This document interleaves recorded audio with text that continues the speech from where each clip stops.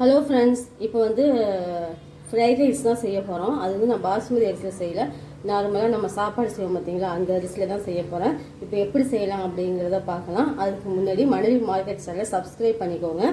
இப்போ வந்து நான் வெஜிடபிள்ஸ் எல்லாமே கட் பண்ணி வச்சுருக்கேன். வெங்காயம், கேரட், பீன்ஸு, கோஸ் இதெல்லாம் நான் கட் பண்ணி வச்சுருக்கேன்.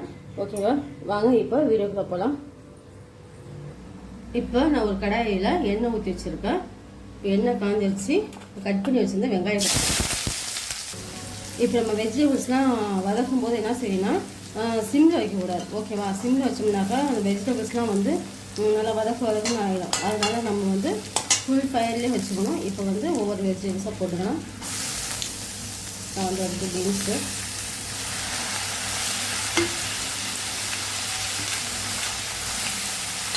கேரட்,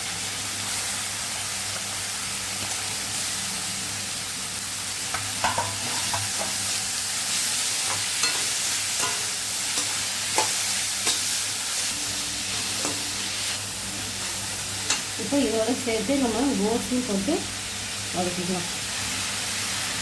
இந்த வெஜிடபிள்ஸ்லாம் வந்து நம்மளுக்கு எவ்வளோக்கு வேணுமோ அந்த அளவு குவான்டிட்டிக்கு நீங்கள் போட்டுக்கோங்க. சரிங்களா, நல்லா வதங்கணும்.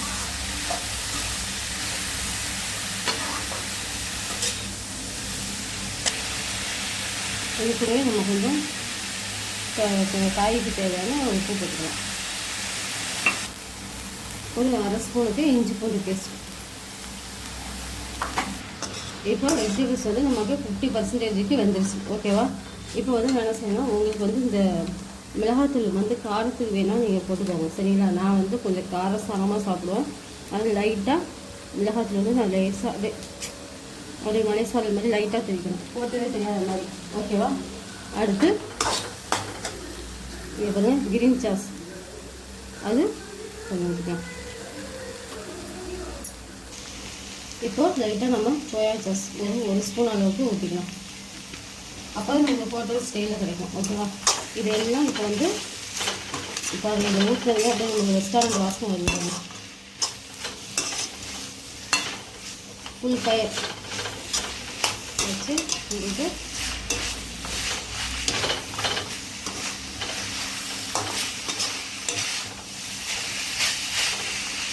ரைஸை போட்டு கிண்டி வேண்டியது.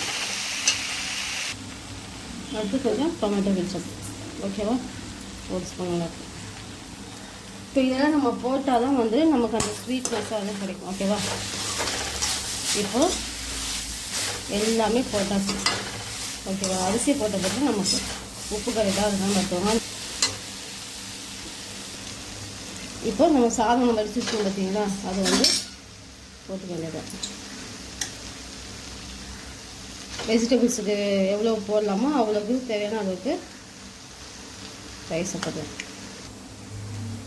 இப்போ நம்ம எவ்வளோக்கு நமக்கு சாப்பாடு வேணுமோ அவ்வளோக்கு போட்டு எல்லாத்தையும் ஃபுல்லாக இங்கே. ஓகேவா, அவ்வளோதான் ஃப்ரெண்ட்ஸ், இன்றைக்கி நம்ம வீட்டில் சூப்பராக ஃப்ரைட் ரைஸ் ரெடி ஆகிடுச்சு.